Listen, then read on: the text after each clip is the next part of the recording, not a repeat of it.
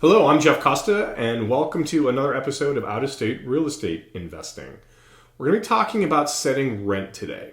And when you're trying to determine what rent should be for an investment property, you want to look at multiple sources. The first one is the input of your real estate agent. What do they think the rent should be? Have they sold units near yours recently? Do they know what those rents are? It's questions that are worth asking. I would also, if you're using a property manager, ask him or her what they think the rent should be for the property. Ideally, they're managing properties nearby or have a good, deep understanding of the neighborhood and can give you input to how you should set your rent. The next thing you should use are some of the online tools that are available to you for free or for paid. Here I'm looking at Rentometer Pro, which is a paid plan that I use. And here you can put in an address and some information of the property, and it will spit out a rent value. There are other solutions that you can use, namely Rentcast, where you do the same thing, put in a property address, put in the number of bedrooms, the number of bathrooms, the square footage, and you'll get a list of what that rent should be for a particular location. Another good tool is Zillow's Rent Estimator, right? Here again, you pop in a specific address, click continue, and you'll get a report that shows you a comparison of nearby rents, right? You can kind of see an example of that with your property here being in the middle and the comparison factors that they're using here down the side. Now, these are all good tools to use. And what you're looking for here is convergence.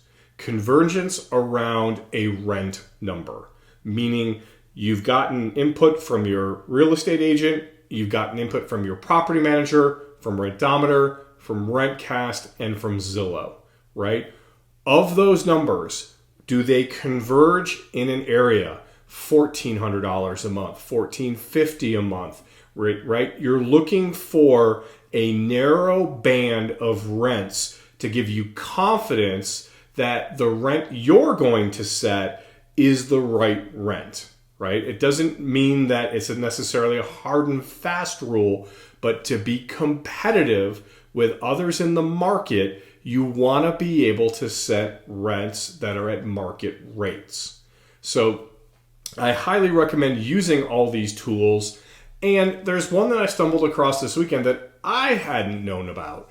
And it's also a Zillow tool. Now, you have to understand that Rentometer and Rentcast and Zillow are all using algorithms in the background to figure out what the rent should be. It's based on data, but the data that they're giving you as an estimate is built by a software algorithm. So take it with a grain of salt. People talk about, Zillow's estimates a lot on the price of a property, and we know that those can be widely off or sometimes spot on. So again, that's why I look for convergence, right? Don't use a single source as your definition of what rent should be. Get as many inputs, as many data points as you can to set rent.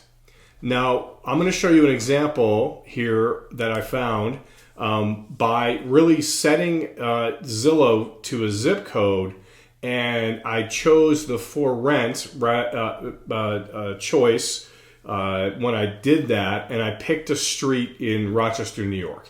I don't have any other criteria here, just for rent. And what I think is super interesting here is that as you hover over these, you can get list prices, but what's not so evident is that you can see what rents should be. So if I were to click on one of these right here, right, I know this is off market.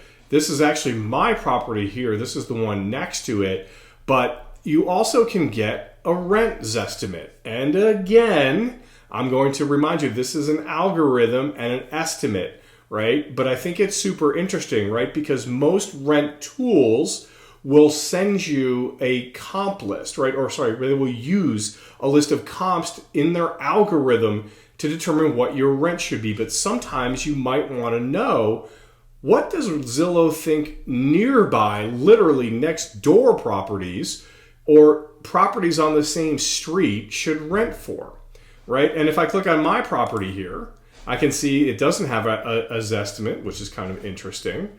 What does the neighbor have? Up 1622. There's the property here to the right of mine, the yellowish property. And then I can keep going down the street, right? Now, this does not mean these houses are renting, as this one is, for 1622. But what are you looking at? What are you seeing here? You're seeing a pattern, right, of anywhere from 1600 to 2000 in terms of what Zillow thinks properties next to yours should rent for, right? And again, don't base your rent and say my rent should be 1950 because 4 doors down, here's one that Zillow thought was 1950. It's based on market conditions. But what you're getting here is an upper and lower band, right? Of from 1600 to 1900 on this street and what they should rent for. Here's one that's even lower at 1500. But this is just a way for you to do a sanity check of these units. The other thing you can do is, when you're in here, is notice with this one, we actually have listing photos, right? So when you're looking at rents, one of the things that you really want to do is do comparisons against your amenities and what you have in your unit versus a neighbor, right? Do I have an updated kitchen like this? Or do I have stainless steel appliances like this other home, right? And the beauty of this is that sometimes you can kind of look in, if they have listing photos, and see, right, what that actually is. So this is just a little quick tip for the week. Again, I'm going to remind you, do not use a single data point and assume your rents, like for this one, would be $16.49. Get as much data as you can, collect it, collate it, and come up with a point of convergence on your rent and what that rent ought to be.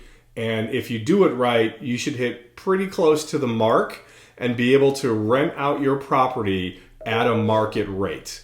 Okay, that's it for this week. Thank you everyone for your time and attention. We'll be back with another episode soon.